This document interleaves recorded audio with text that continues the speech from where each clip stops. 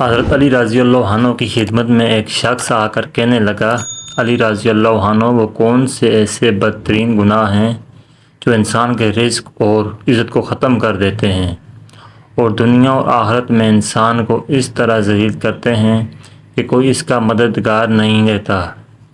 بس جیسے ہی یہ پوچھا گیا تو حضرت علی رضی اللہ عنہ نے فرمایا، اے شخص، میں نے اللہ کے رسول سے سنا ہے کہ 7 گناہ ایسے ہیں جو انسان کی دنیا اور آخرت کو برباد کر دیتے ہیں۔ اگر چاہتے ہو کہ اللہ تعالیٰ کا خاص کرم تم پر برقرار رہے تو کبھی بھی یہ 7 گناہ نہ کرنا۔ تو وہ شخص عرض کرنے لگا، علی رضی اللہ عنہ، وہ کون سے 7 گناہ ہیں؟ حضرت علی رضی اللہ عنہ نے ارشاد فرمایا، پہلا گناہ اللہ تعالیٰ کے ساتھ کسی کو شریک کرنا ہے۔ سب سے بڑا گناہ شرک ہے۔ اللہ تعالیٰ نے سورۃ النساء میں ارشاد فرمایا کہ شرک کو اللہ تعالیٰ معاف نہیں کرے گا، شرک کے علاوہ دوسرے گناہوں کو چاہے گا تو معاف کر دے گا۔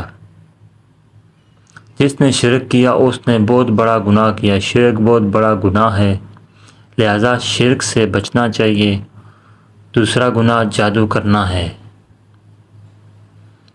جادو کرنا بھی بہت بڑا گناہ ہے۔ جادو حرام ہے بلکہ کفر ہے۔ اگر کوئی اس کو جائز سمجھ کر کرتا ہے تو وہ یوں سمجھے کہ وہ اسلام سے ہی نکل گیا، لہذا جادو کرنے سے ہمیشہ بچو، اس گناہ کو بھی نہ کرو۔ تیسرا گناہ کسی کو ناحق مارنا۔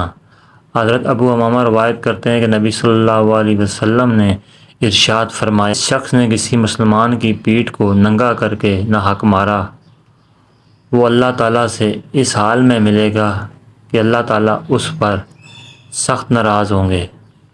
چوتھا گناہ سود کھانا۔ قرآن پاک میں اللہ تعالیٰ فرماتا ہے، جو لوگ سود کھاتے ہیں تو کل قیامت کے دن قبروں میں اس شخص کو اس طرح اٹھائیں گے جیسے کسی کو جن بھوت نے لپیٹ کر پاگل بنا دیا ہو۔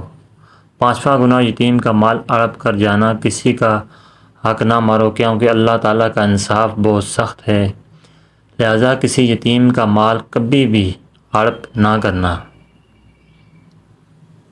چھٹا گناہ میدان جہاد سے بھاگ جانا اور ساتواں گناہ نیک عورت پر تہمت لگانا۔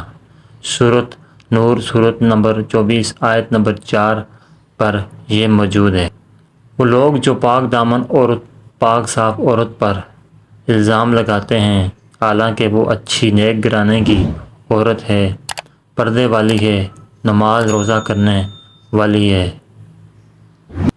قرآن پاک میں ہے، جو اپنی زبانیں کھولیں گے الزام لگانے کے لیے، اگر ان سے گواہی مانگی گئی اور مانگی جائے گی، ندامت اور توبہ کا ایک آنسو اس مقام پر لے جاتا ہے جہاں پہنچنے کے لیے برسوں کی محنت اور عبادت درکار ہوتی ہے۔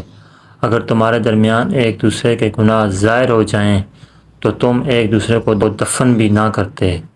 دوستو، امید کرتا ہوں کہ آپ کو ہماری ویڈیو اچھی لگی ہوگی۔ اگر آپ کو ہماری ویڈیو اچھی لگی ہے تو لائک کیجئے اور مزید اچھی ویڈیوز کے لیے ہمارے چینل کو سبسکرائب کریے۔ جزاکم اللہ خیر۔